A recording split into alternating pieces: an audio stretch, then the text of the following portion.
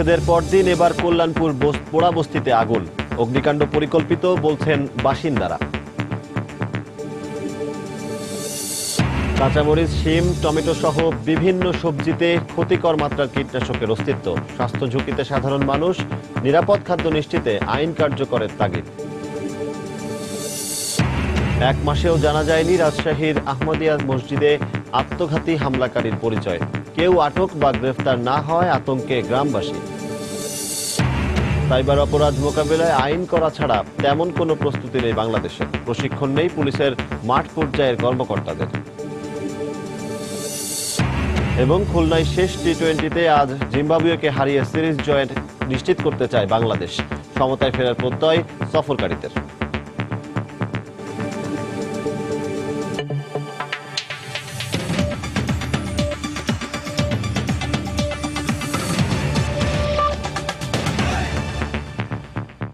সময় সংবাদের সঙ্গে আছি আমি সজল দাস। উচ্ছেদের পরদিন কল্যাণপুর পোড়া বস্তিতে আগুন লেগেছে। সকালে এই অগ্নিকাণ্ডের ঘটনা ঘটে। বস্তিবাসীর অভিযোগ, পরিকল্পিতভাবে বস্তিতে আগুন দেওয়া হয়েছে। তারা জানান, সকালে মুখ ঢেকে কয়েকজন বস্তির বেশ কয়েকটি ঘরে আগুন দিয়ে দ্রুত পালিয়ে যায়। এ সময় বস্তিবাসী গতকাল ভেঙে ফেলা বিভিন্ন ঘর থেকে মালামাল সরানোর কাজে ব্যস্ত ছিলেন। শুরুতে নিজ উদ্যোগে আগুন নেভানোর চেষ্টা করলেও পরে ফায়ার সার্ভিসের 2টি ইউনিট ঘটনাস্থলে পৌঁছে আগুন নিয়ন্ত্রণে আনে।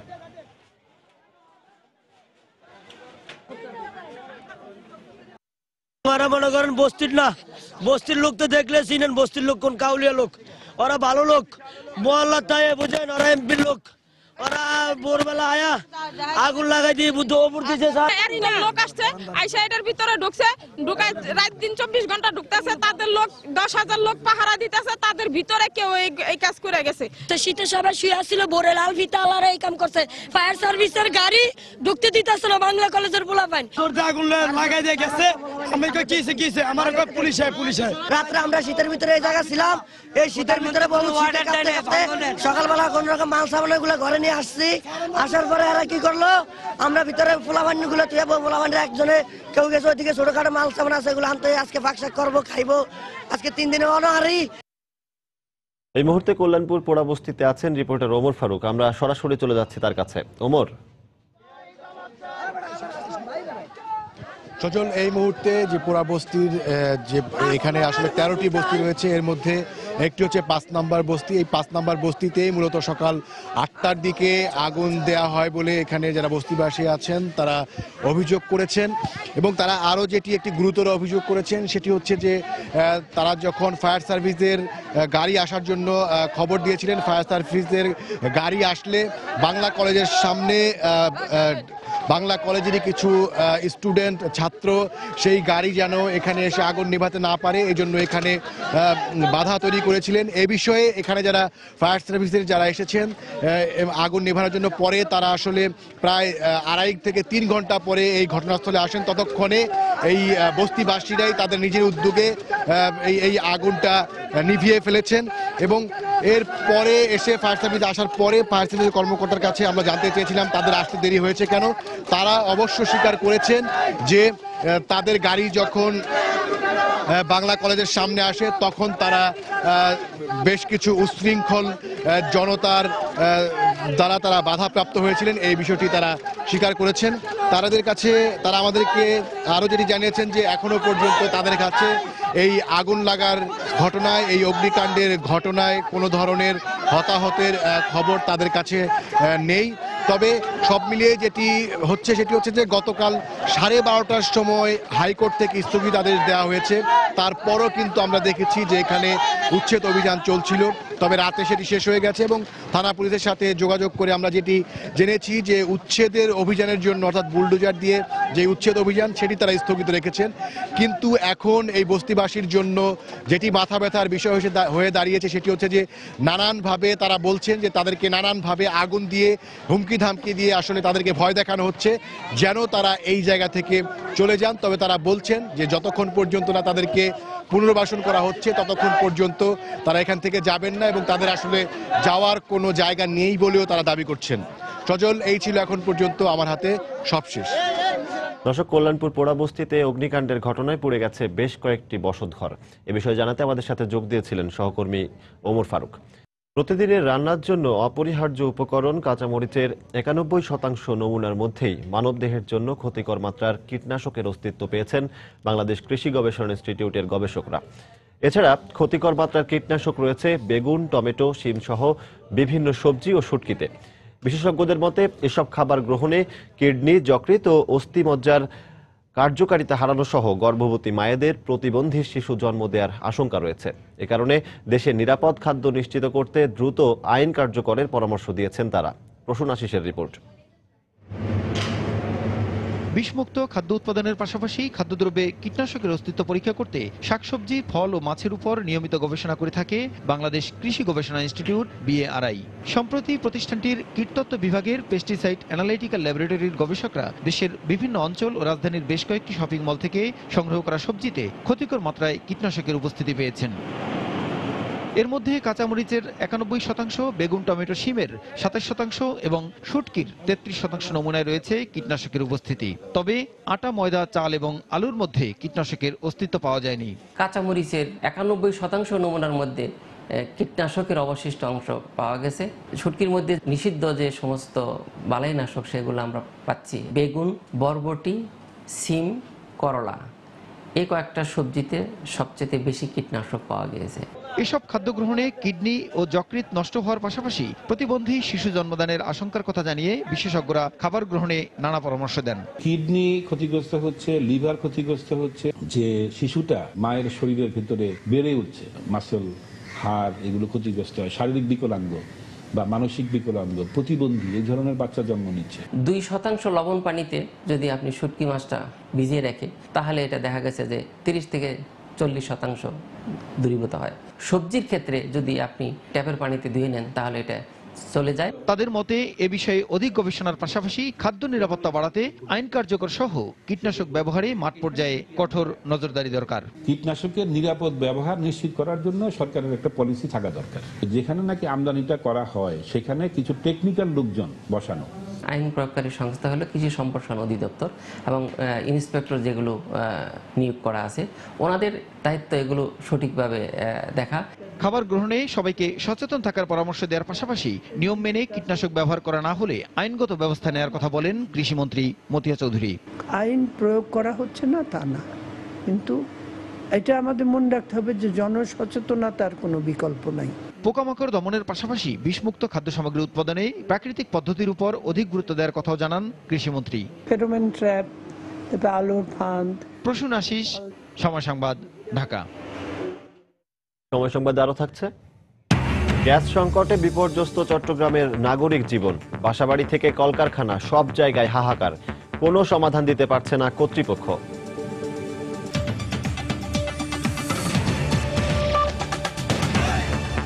রাজশাহীর বাগমারায় আহমদিয়া মসজিদে আত্মঘাতী বোমা হামলার প্রায় 1 মাস গড়ালেও এখনও হামলাকারীর নাম পরিচয় নিশ্চিত করতে পারেনি পুলিশ।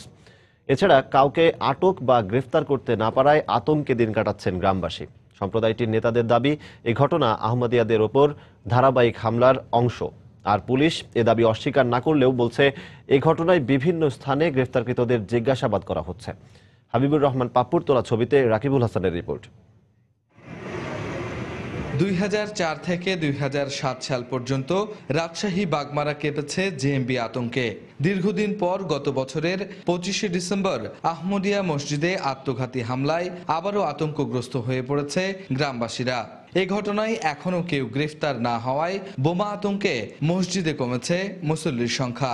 আমরা তো জানতে পারছি না যে এই জিনিসটা কে করলো, কারা করলো। মসজিদে যখন যাব তখন হয়তো কোন সময় কোন জায়গায় বা কে বা কারা আসে বোম মারবে, কি অবস্থা, এগুলো তো একটা সমস্যা।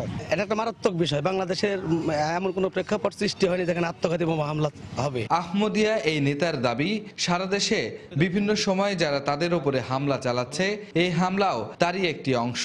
এটা বাংলাদেশের মানুষের চিন্তা চেতনার কাজ না, এটা বাহির থেকে আমদানি করা। আমরা নিশ্চিত করে বলতে পারতেছি না কারা এই কাজটা করছে। আমাদের বিরোধী যারা আছেন তারাই হয়তোবা এটি মনে হচ্ছে।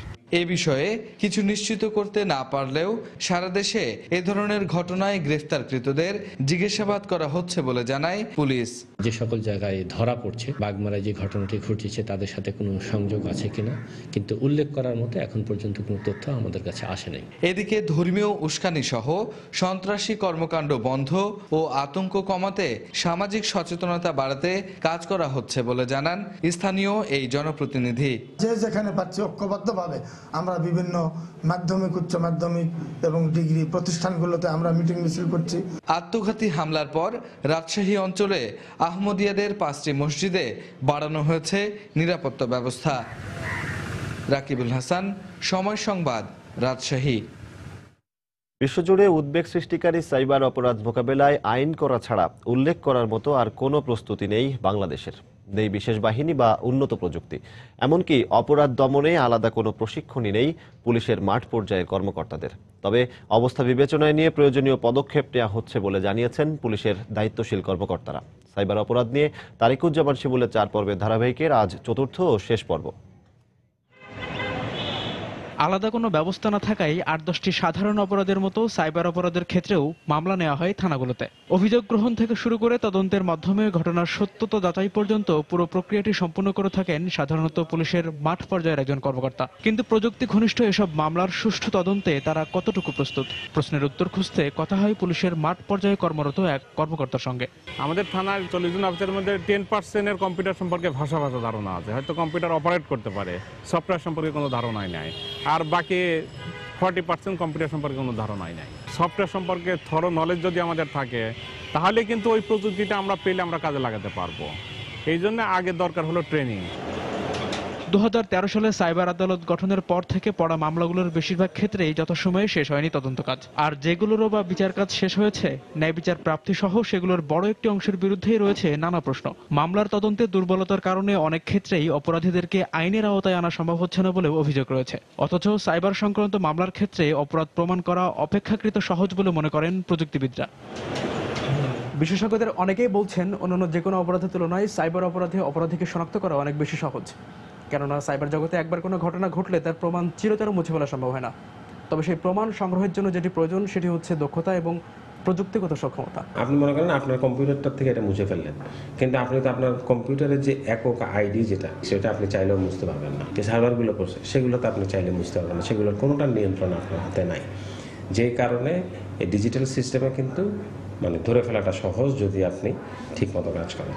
তার এই কথার সঙ্গে সহমত প্রকাশ করে পুলিশের কর্মকর্তারা বলছেন, অপরাধ প্রমাণে উন্নত পরীক্ষাগার তৈরির পাশাপাশি মাঠ পর্যায়ের কর্মকর্তাদের প্রশিক্ষণে প্রয়োজনীয় ব্যবস্থা নেওয়া হচ্ছে। আমরা সাইবার ল্যাবরেটরি করতেছি বাংলাদেশ সরকার এবং কুইকার যৌথ অর্থায়নে। এটা হয়ে গেলে আমাদের সক্ষমতা আরো অনেকটাই বাড়বে।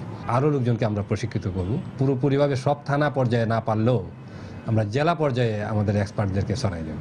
এ ধরনের অপরাধ দমনে সাইবার পুলিশ নামে বিশেষ একটি স্কোয়াড গঠনের পরিকল্পনা পুলিশের রয়েছে বলেও জানান তিনি। তারিকুজ্জামান শিমুল, সময় সংবাদ, ঢাকা।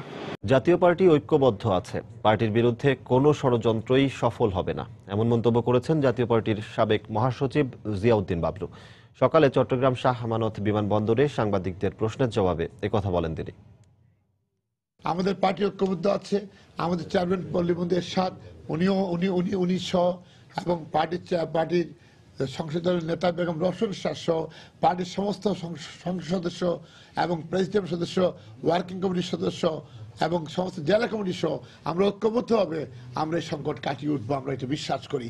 এবং আমরা বিশ্বাস করি জাতীয়টি এক থাকবে, অবিভাজ্য থাকবে এবং সমস্ত চক্রান্ত ষড়যন্ত্রকে নস্যাৎ করে দিয়ে আগামী দিনের রাজনীতিতে জাতীয় পার্টি বাংলাদেশে গুরুত্বপূর্ণ ভূমিকা পালন করবে। বাংলাদেশ মেডিকেল অ্যাসোসিয়েশনের ডাকে আজ তৃতীয় দিনের মতো ধর্মঘট চলছে চট্টগ্রামের সব বেসরকারি ক্লিনিক ও ডায়াগনস্টিক সেন্টারে।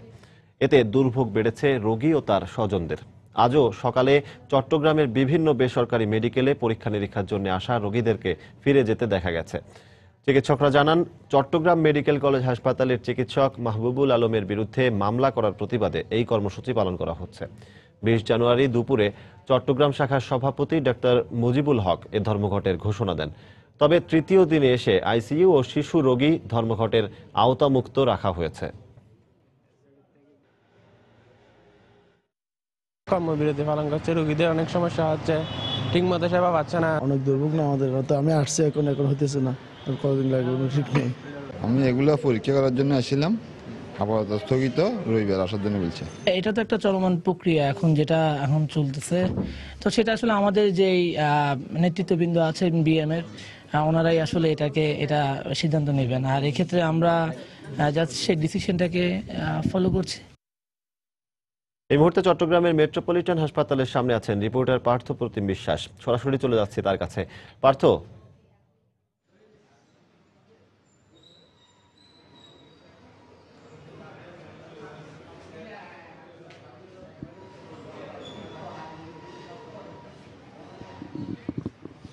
ধন্যবাদ। চট্টগ্রামে কিন্তু তৃতীয় দিনের মতো ডাক্তারদের এই যে ডাকা ধর্মঘট অব্যাহত রয়েছে। চট্টগ্রামে যেসব বেসরকারি মেডিকেল রয়েছে ও ডায়াগনস্টিক সেন্টার রয়েছে সেখানে কিন্তু 3 দিন ধরে কিন্তু কর্মবিরতি পালন করছে, ধর্মঘট পালন করছে ডাক্তাররা। এক্ষেত্রে আমরা এখন অবস্থান করছি জিএসটির মোড় অবস্থিত মেট্রোপলিটন হাসপাতালে। আমরা অন্যান্য স্বাভাবিক সময়ে যেমনটি দেখি এই মেট্রোপলিটন হাসপাতালে কিন্তু প্রচুর রোগী এই সময় থাকতো, বিশেষ করে রোগীদের চাপে এখানে কিন্তু হাঁটা যেত না, কিন্তু এখন তার চিত্র সম্পূর্ণ বিপরীত।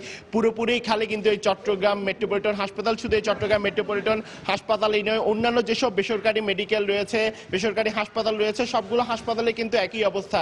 ডাক্তাররা কিন্তু কোনো বেসরকারি মেডিকেলে তারা চিকিৎসা সেবা প্রদান করছেন না, যেহেতু চট্টগ্রাম মেডিকেল কলেজের সহযোগী অধ্যাপক মাহবুবুল আলম, তার স্ত্রী ডাক্তার রোজিনা, এছাড়া জুনিয়র চিকিৎসক রানার বিরুদ্ধে যে মামলা দেওয়া হয়েছে সে মামলা প্রত্যাহারের দাবিতে কিন্তু তারা অনির্দিষ্টকালের জন্য ধর্মঘট ডাকে। এরপর থেকে কিন্তু আমরা দেখতে পাচ্ছি এখানে যে চিকিৎসা সেবা রয়েছে সেই চিকিৎসা সেবা সম্পূর্ণ বন্ধ।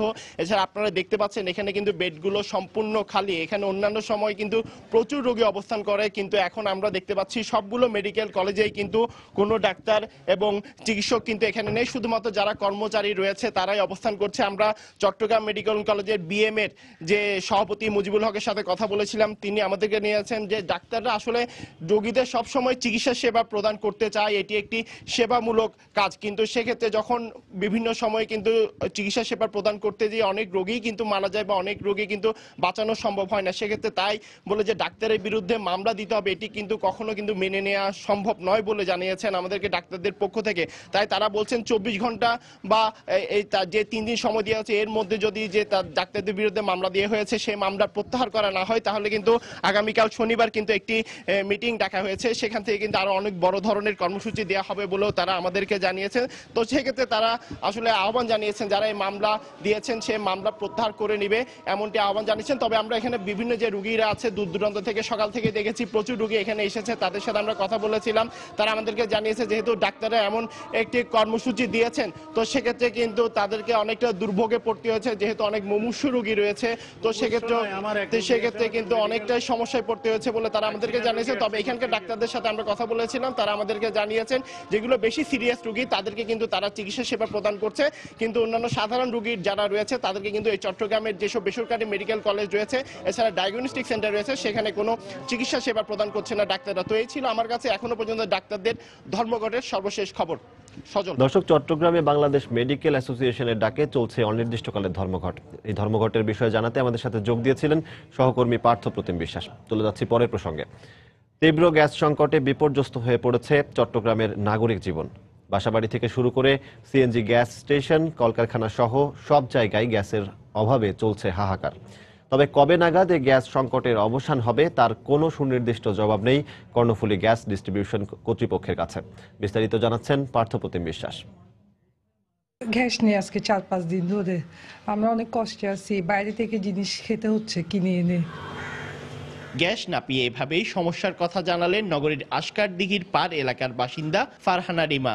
গত 4 দিন ধরে গ্যাস না থাকায় চরম বেকায়দায় পড়েছেন। এক্ষেত্রে গ্যাস সিলিন্ডার কিনে এনে পরিবারের সদস্যদের জন্য রান্নার কাজ কোনো রকমে সারছেন তিনি। শুধু নগরীর আশকার দিঘির পার নয়, হালিশহর, চকবাজার, বাকলিয়া, খুলশী, জামাল খান সহ নগরীর বিভিন্ন আবাসিক এলাকায় কয়েকদিন ধরে চলছে তীব্র গ্যাস সংকট। এক টাইম হলে থাকলে তো একটা সমস্যা, দুটো টাইমে থাকতেছে না। এদিন সকাল 7টায় চলে যাচ্ছে আর আসতেছে না। যারা সার্ভিস হোল্ডার আছে ওদের ক্ষতি হচ্ছে, বাচ্চাদের স্কুলের ক্ষতি হচ্ছে, বাচ্চারা না খেয়ে যেতে হচ্ছে। নগরীতে চাহিদা রয়েছে 50 কোটি ঘনফুট গ্যাসের, কিন্তু চাহিদার বিপরীতে সরবরাহ করা হচ্ছে 20 থেকে 23 কোটি ঘনফুট গ্যাস। সংকটের কারণে সিএনজি স্টেশনগুলোতে ঘন্টার পর ঘন্টা লাইনে দাঁড়িয়েও পাওয়া যাচ্ছে না কাঙ্ক্ষিত গ্যাস। রাতের 3টার থেকে ভাই সিরিয়াল দিয়ে বসে থাকে, 2-2.5 ঘন্টা পরে সিরিয়াল দিয়ে গ্যাস পাওয়া যায় না, খুব সমস্যা। যাত্রীও ভোগান্তি, আমাদেরও ভোগান্তি, কোম্পানিরও ইনকাম কম নিতেছে না। প্রতিদিন আপনার 10:30-10টার দিকে টোটালি স্টেশন বন্ধ হয়ে যাচ্ছে, আর 7টা থেকে সকাল 7টা 6:30 থেকে ক্রাইসিস শুরু, একদম একটানা থাকে রাত্র 12:30 1টা পর্যন্ত। গ্যাস সংকটের বিষয়ে কর্ণফুলী গ্যাস ডিস্ট্রিবিউশনের কর্তৃপক্ষের সাথে যোগাযোগ করা হলে ক্যামেরার সামনে কথা বলতে রাজি হননি কেউ। বাকরাবাদ ভেঙে কর্ণফুলী গ্যাস ডিস্ট্রিবিউশন কোম্পানি গঠিত হয়েছে, নতুন গ্যাস ক্ষেত্র আবিষ্কৃত হয়েছে, কিন্তু এখনো চট্টগ্রামের গ্যাসের সমস্যার সমাধান হয়নি। পার্থপ্রতিম বিশ্বাস, সময় সংবাদ, চট্টগ্রাম। সময় সংবাদে আরো থাকছে, বঙ্গবন্ধু গোল্ড কাপের ফাইনালে আজ মুখোমুখি হবে নেপাল ও বাহরাইন। নিজেদের সেরাটা দিয়ে শিরোপা জয়ের লক্ষ্য দু দলের।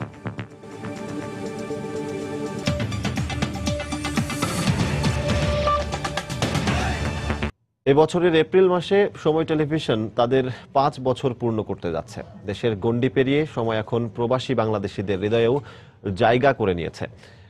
ফ্রান্সে বসবাসরত প্রবাসী বাঙালিদের কাছেও রয়েছে সময় টিভির আলাদা মর্যাদা। চ্যানেলের 5ম বার্ষিকীকে সামনে রেখে সেখানকার প্রবাসী বাঙালিরা শুভেচ্ছা জানানোর পাশাপাশি তাদের প্রত্যাশার কথাও জানিয়েছেন। ফ্রান্সের প্যারিস থেকে লুৎফুর রহমান বাবুর তথ্য ও ছবি নিয়ে ডেস্ক রিপোর্ট। ফ্রান্সের বাংলাদেশি অধ্যুষিত এলাকাগুলোর রেস্তোরাঁ সহ অন্যান্য প্রতিষ্ঠানে এখন সময় টিভি আলাদাভাবে স্থান করে নিয়েছে।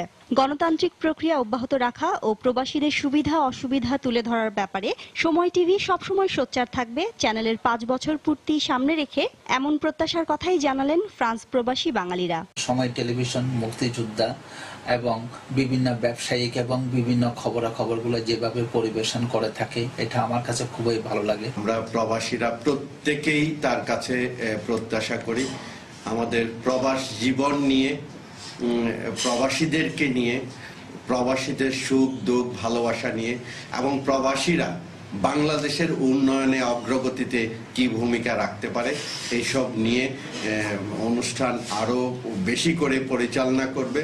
বাংলাদেশের মুক্তিযুদ্ধে অংশগ্রহণকারী স্বাধীনতা পদক ও চিত্রকর্মে অসামান্য অবদানের জন্য ফ্রান্সের সর্বোচ্চ বেসামরিক সম্মাননা নাইট উপাধিতে ভূষিত চিত্রশিল্পী শাহাবুদ্দিন আহমেদ দীর্ঘদিন ধরে বসবাস করছেন ফ্রান্সে। নিরপেক্ষতা বজায় রেখে বহির্বিশ্বে বাংলাদেশকে তুলে ধরতে সময় টিভি তার ভূমিকা অব্যাহত রাখবে, এই গুণী শিল্পী এমনটাই প্রত্যাশা করেন। সময় টেলিভিশন সবকিছু সব সুন্দর, আমি দেখেছি কিছু কিছু, বিশেষ করে খবর বেশ কঠিন বাংলাদেশে নিরপেক্ষতা রক্ষা করা, তারপরও সময় চেষ্টা করছে। এই সময়কে আমি অভিনন্দন দিচ্ছি যে যতটুকু করেছে 5 বছরে অনেক উন্নত মানের খবর বহন করেছে, আরো ভবিষ্যতে করুক।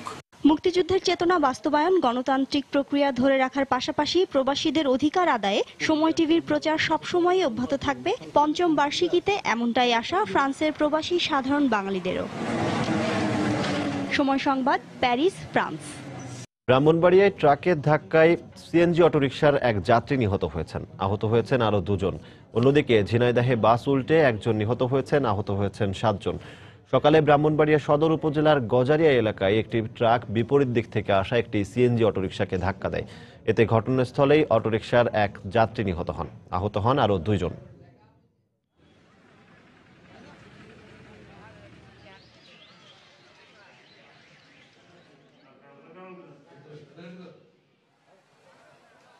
এদিকে ঝিনাইদহ সদর উপজেলার নগরবাথান বাজার এলাকায় একটি বাস নিয়ন্ত্রণ হারিয়ে গাছের সঙ্গে ধাক্কা খায়। এতে বাস উল্টে গেলে ঘটনাস্থলেই নিহত হন একজন, আহত হন আরো 7 জন। আহতদের উদ্ধার করে সদর হাসপাতালে ভর্তি করা হয়। হোয়াইট গোল্ড নামে খ্যাত বাগদা ও গলদা চিংড়ি চাষ করে ব্যাপক সাফল্য পেয়েছেন সাতক্ষীরার চাষিরা।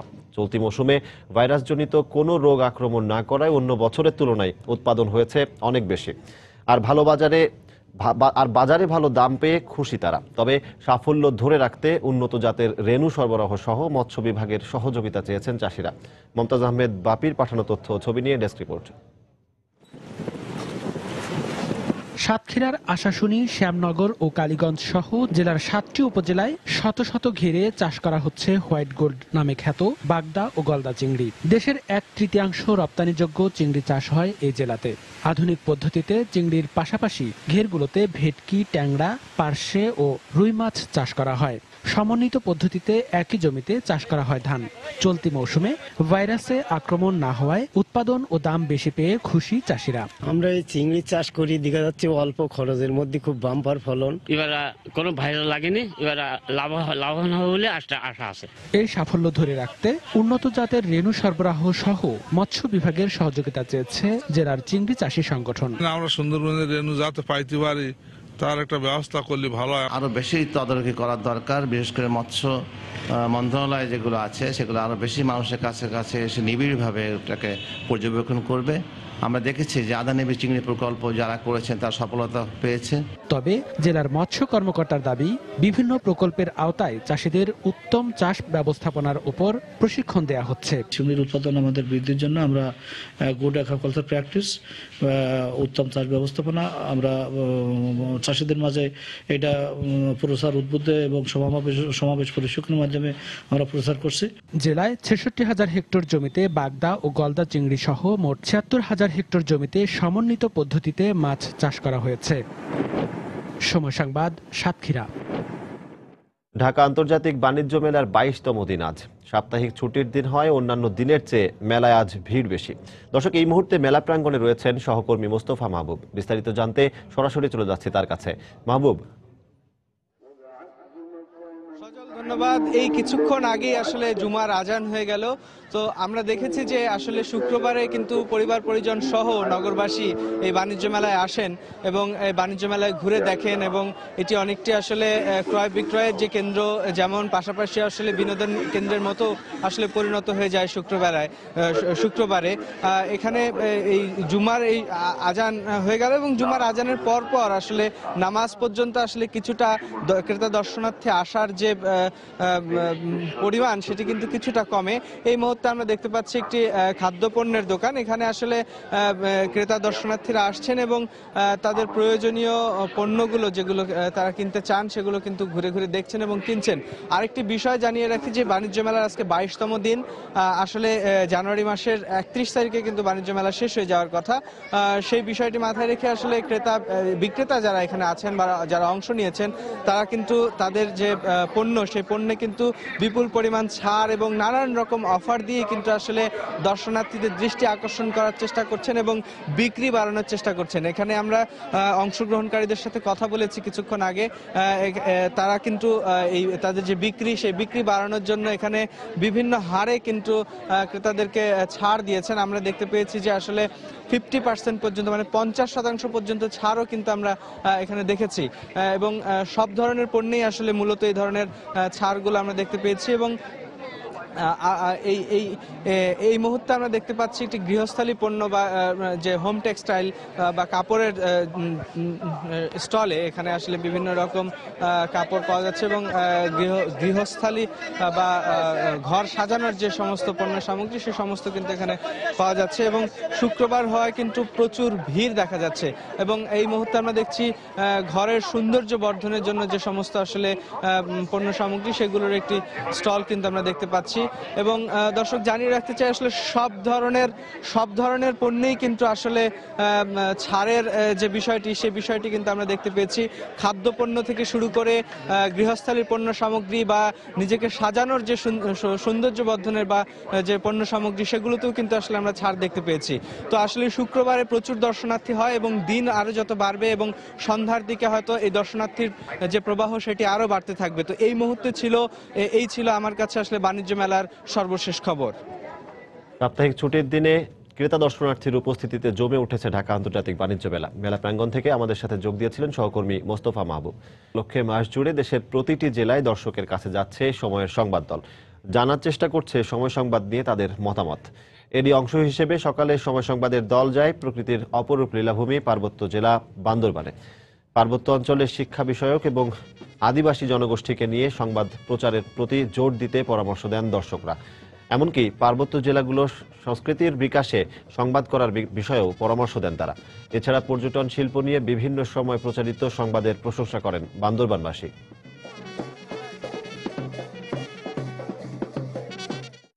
বান্দরবনে অল্প সংখ্যক মুক্তিযোদ্ধা আছে, এখানে মুক্তিযোদ্ধাদেরকে নিয়ে যদি একটা অনুষ্ঠান করা হয় খুবই ভালো হবে। লুকানো স্পটগুলো রয়েছে, সেই স্পটগুলো থেকে যদি সময় সংবাদ গিয়ে তাদের সংবাদের মাধ্যমে এই পর্যটন স্পটগুলোকে আরো হাইলাইট করে, তাহলে হয়তো ফরেনাররা বাংলাদেশে আসতে পারবে এবং পাশাপাশি বান্দরবনের উন্নয়নে আরো এক ধাপ এগিয়ে নিতে পারবে। সাম্প্রদায়িক সম্প্রীতির যে সমাজটা, এই সমাজ থেকে দেশের মানুষ আমাদের কাছ থেকে অনেক কিছু শিখতে পারে। এই বিষয়গুলো আপনারা তুলে ধরতে পারেন। দেশের বাইরের খবর। পশ্চিমবঙ্গের বীরভূমে বোমা তৈরির সময় বিস্ফোরণে 2 জন নিহত হয়েছে। পুলিশের পক্ষ থেকে জানানো হয়েছে, ওই ঘটনার পর বাড়িটি থেকে প্রচুর বিস্ফোরক দ্রব্য উদ্ধার করা হয়েছে। প্রত্যক্ষদর্শীরা জানিয়েছেন, গভীর রাতে এই ঘটনা ঘটে। এতে বেশ কয়েকজন আহত হন। বিস্ফোরণের ওই বাড়ির ছাদ উড়ে যায়।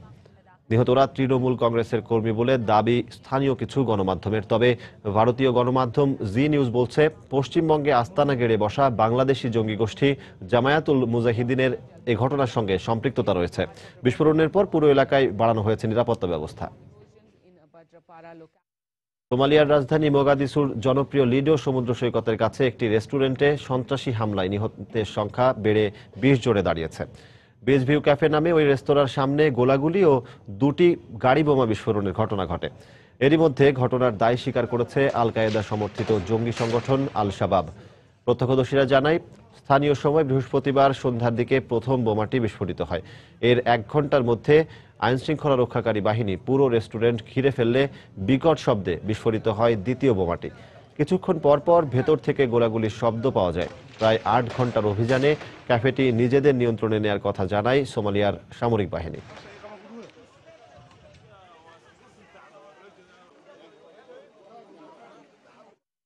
খেলার খবর। বাংলাদেশ জিম্বাবুয়ে টি-20 সিরিজ প্রসঙ্গ। 4 ম্যাচ সিরিজের শেষ টি-20তে স্বাগতিক বাংলাদেশ আজ মুখোমুখি হবে জিম্বাবুয়ের। প্রথম ম্যাচে নতুনরা নিজেদের মেলে ধরতে না পারলেও এই ম্যাচে বাংলাদেশের টিম ম্যানেজার খালেদ মাহমুদ সুজন চাইছেন নতুনদের ওপরই আস্থা রাখতে। এদিকে তৃতীয় টি-20 ম্যাচ জিতে সিরিজ সমতায় শেষ করতে চায় জিম্বাবুয়ে। আবুল বাশারের ক্যামেরায় খুলনা থেকে বিস্তারিত জানাচ্ছেন হুমায়ুন কবির রোজ। নতুন ক্রিকেটারদের পরীক্ষা নিতে গিয়ে উল্টো নিজে অগ্নি পরীক্ষার সামনে পড়েছেন বাংলাদেশ কোচ হাতুরু সিংহে। শেষ ম্যাচে জিততেই হবে বাংলাদেশকে, নইলে 14 নম্বর র্যাঙ্কিংয়ে থাকা জিম্বাবুয়ের কাছে হারের খেসারত হিসেবে দিতে হবে মোট 10 রেটিং পয়েন্ট। সেই সাথে সিরিজ না জেতার আক্ষেপও যোগ হবে। তবে এইসবে ভাবনা কই কোচের, সামনে 2টি মেগা আসর, তাই বিকল্প খেলোয়াড় নির্বাচনে এখনো মন হাতুরুর। গেল ম্যাচে হারের পর সমালোচনা হচ্ছে একাধিক ক্রিকেটারকে অভিষেক করানোই। তারপরও এই দলে আস্থা টিম ম্যানেজমেন্টের। বিশ্বাস পরের ম্যাচে প্রত্যাশার প্রাপ্তি মিলাতে পারবেন নতুনরা। জিম্বাবুয়ের সাথে সিরিজটা জেতা যেমন ইম্পর্টেন্ট, আবার টিমটাকে তৈরি করাটাও খুব ইম্পর্টেন্ট, কারণ আমরা এশিয়া কাপ এবং টি-20 ওয়ার্ল্ড কাপে ভালো করতে চাই। প্রতিদিন তো আমরা জিতবো না, হারতেই পারি। সামনে যেটা আছে সেটা ইম্পর্টেন্ট, ওটা আমরা ভালো রেট খেলতে চাই, এই সিরিজটা জিততে চাই। 10 ওয়ার্ল্ড কাপ যখন খেলবো তার আগে কিন্তু আমরা প্রায় 8-10টা ম্যাচ খেলে ওটা ঢুকবো। যদি কোনো না কারণে গালদানার কাছ থেকে ইনজুর হয়, তখন আমাদের এই প্লেয়ারগুলোকে তো আমাদের রেডি রাখতে হবে। সবকিছু চিন্তা থেকে এগুলো আসলে আসছে। সুতরাং এগুলো নিয়ে আসলে মানে ইয়ে করেছে, বাট আপনাকে এটা মনে রাখতে হবে যে দিস আর অল পারফরমেন্স, সবাই ন্যাশনাল টিমে খেলার মতো যোগ্য প্লেয়ার বলেই তারা জাতীয় দলে খেলছে। অন্যদিকে গেল ম্যাচ জিতে আত্মবিশ্বাসী এখন সফরকারীরা। তাদেরও কোচ হোয়াটমোর ওয়ার্ল্ড টি-20-র জন্য দল নির্বাচনে করছেন পরীক্ষা নিরীক্ষা। এ ম্যাচে নিয়মিত অধিনায়ক এলটন চিকুম্বুরা ফিরবেন বলে আভাস মিলেছে। এছাড়াও বোলিংয়ে আরও ধার বাড়াতে বাড়তি একজন স্পিনার খেলানো হতে পারে, কারণ গেল ম্যাচে হেরে বাঘেরা হয়ে আছে আহত। তাই ওই থাবা থেকে বাঁচতে 8 ঘাট বেঁধেই দলীয় সর্বোচ্চ শক্তি ঢেলে দিতে চায় জিম্বাবুয়ে। দারুণ একটি জয় পেয়েছি আমরা, এখন শেষটা জিতে সিরিজের সমতা আনতে চাই। জানি বাংলাদেশ ঘুরে দাঁড়াতে সেরাটা দিয়ে খেলবে, তাই আমরাও সতর্ক, কারণ সামনে ওয়ার্ল্ড টি-20 আসরের আগে এই ম্যাচ জেতার আত্মবিশ্বাস কাজে লাগবে আমাদের।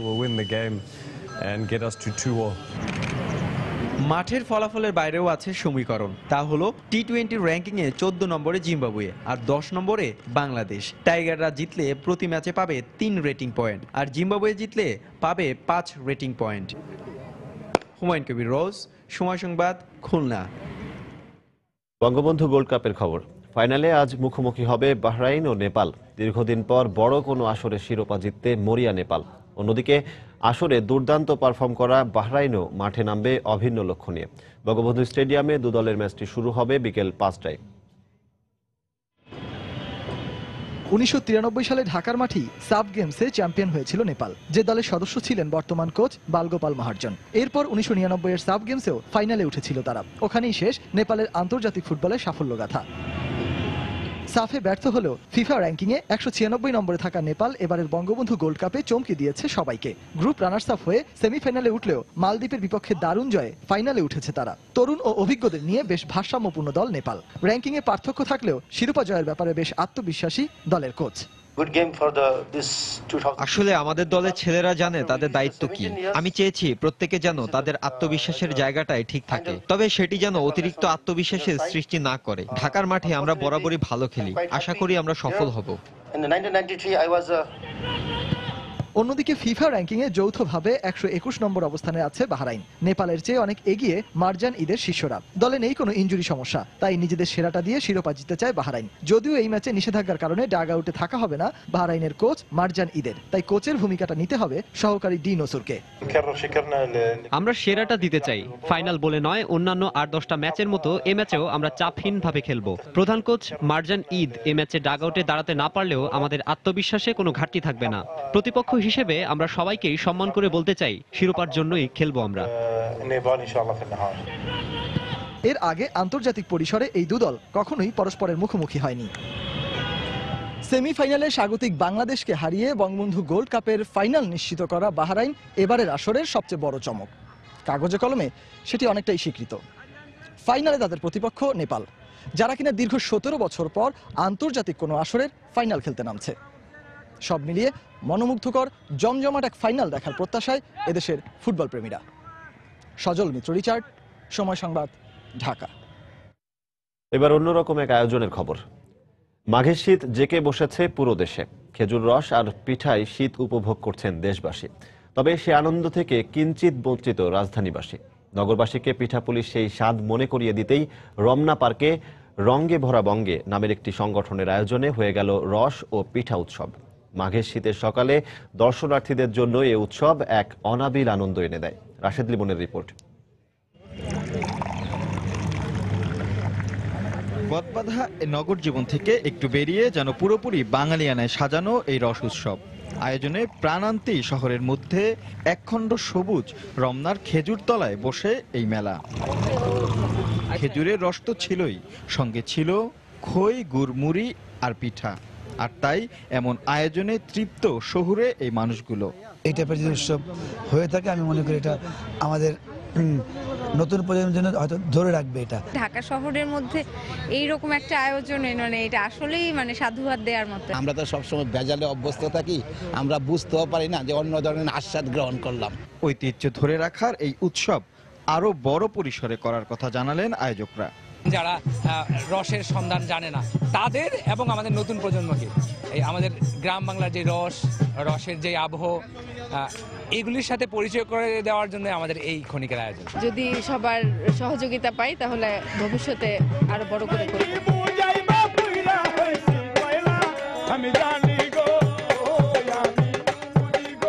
উৎসবে ছিল বাউল গানের আসরও। মাঘের কুয়াশা ভেদ করে সকালে সোনালির আলোয় শিশিরের পা ভিজে, হাতে গ্লাস ভর্তি এক গ্লাস তাজা খেজুরের রস। বাড়তি পাওনা হিসাবে কানে ভেসে আসছে বাউলের গান।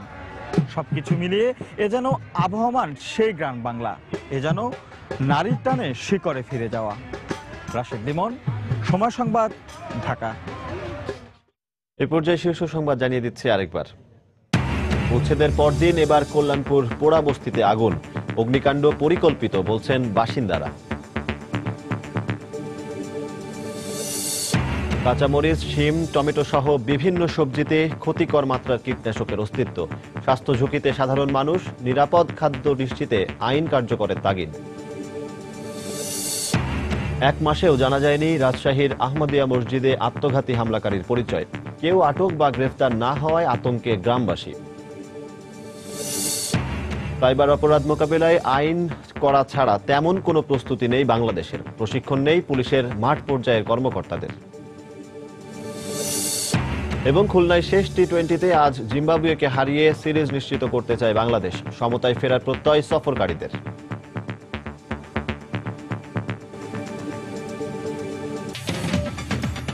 এই ছিল এখনকার মতো। যে কোনো খবর পেতে ভিজিট করুন সময়নিউজ.tv। যে কোনো বাংলা লিংক, রবি ও সিটিসেল নম্বর থেকে সময় সংবাদের খবর, অনুষ্ঠান সম্পর্কে জানতে এবং যে কোনো তথ্য সময় সংবাদকে জানাতে ডায়াল করুন 16242 নম্বরে। এছাড়া এই মাত্র পাওয়া খবর আপনার মোবাইলে পেতে SMS করুন *SN লিখে পাঠিয়ে দিন 16242 নম্বরে। সঙ্গে থাকুন সময়।